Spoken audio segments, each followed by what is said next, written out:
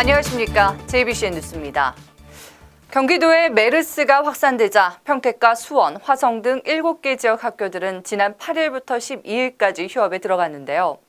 경기도교육청은 15일 기자회견을 열고 일괄 휴업을 종료하고 수업을 재개했다고 밝혔습니다. 또 같은 날 오후 국회 메르스 대책 특별위원회가 처음으로 평택시를 방문했습니다. 보도에 김윤희 기자입니다. 지난 12일까지 경기도의 유치원과 초중고 학교에는 일제히 휴업 조치가 내려졌습니다. 지역은 수원과 평택, 오산, 화성 등 7곳, 모두 1,255개의 학교가 해당됐습니다.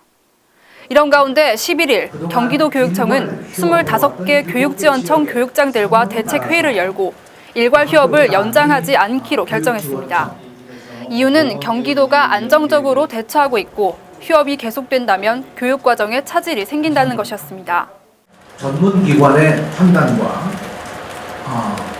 그리고 경기도 메르스 대책 종합본부의 의견상 이러한 학교의 휴업 철회할 수 있는 여건이 이루어졌다고 판단해서 경기도교육청은 교육부에서 특별교부금으로 배정된 메르스 대책 방역을 위한 특별지원금 49억 원은 학교 방역을 위한 비용으로 충당해 나가겠다고 밝혔습니다. 지원금 49억을 경기도에 배정을 해주어서 이 돈은 각 학교를 통해서 적절하게 이 메르스 방역을 위한 비용으로 충당해 나가도록 하겠습니다. 경기도 교육청의 일괄 휴업 조치는 종료됐지만 아직도 화성과 오산 지역 44개의 학교들이 교장의 재량으로 휴업 조치 중에 있습니다. 같은 날 오후 3시 국회 메르스 대책 특별위원회가 평택시를 방문해 현장 상황을 점검했습니다. 이날 공재광 평택시장은 평택에는 초기 환자 이동과 능동 관리자 관리, 그리고 정부와의 합리적 연계에 어려움들이 많았다고 토로했습니다. 또 2개의 미군 기지와 육해공군 LNG 기지 등 대형 위험 요인이 내재되어 있는 지역임에도 종합병원이 없다며 평택의 국립의료원 건립을 요청했습니다. 메르스 관련 예산을 120억 원을 긴급하게 지역 경제 활성화를 위해 투입할 예정에 있다는 말씀을 드립니다. 특별대책위원회는 국회에서도 평택시를 위해 적극적으로 협조하겠다는 뜻을 밝혔습니다. 중앙에 있는 보건당국과 또 기초자치단체가 어떤 메커니즘으로 협력을 할 수 있을지 방안을 좀 찾아봐야 될 것 같고요. 공 시장은 정부가 정보를 늦게 공개해 힘들었던 점을 말해달라는 질문에 정부의 정보 공개 발표 시기에 동의한다며 발표 후 일주일 만에 시장 경제가 60% 이상 무너진 것을 보면 오히려 고맙게 생각한다고 말해 특위 위원들의 질타를 사는 해프닝도 벌어졌습니다. 미치는 영향 때문에 부득이하게 중앙에서 공개를 안 해주니까 우리 평택시에서도 상당히 고마워했습니다. 시장님께서 그 부분을 말씀하시는 건 지금 단계에서 좀 부적절한 것 같아서 그렇게 이제 좀 앞으로 자제해 주셨으면 좋겠어요.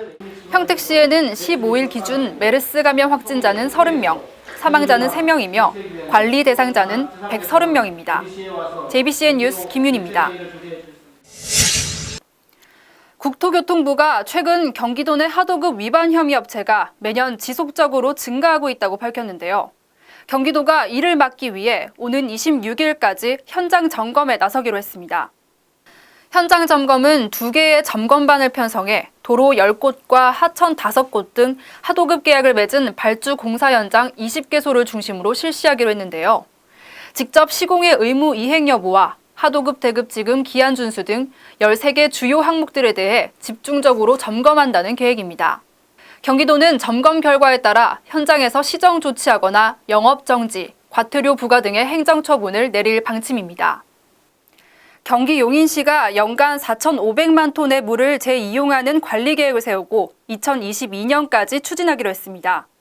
시는 이번 사업을 통해 지붕 면적 1,000제곱미터 이상 시설물에는 빗물 이용 시설을 설치해 조경 용수로를, 또 연면적 6만 제곱미터 이상 건축물에는 중수도를 설치해 화장실과 공업 용수로 재사용할 방침입니다.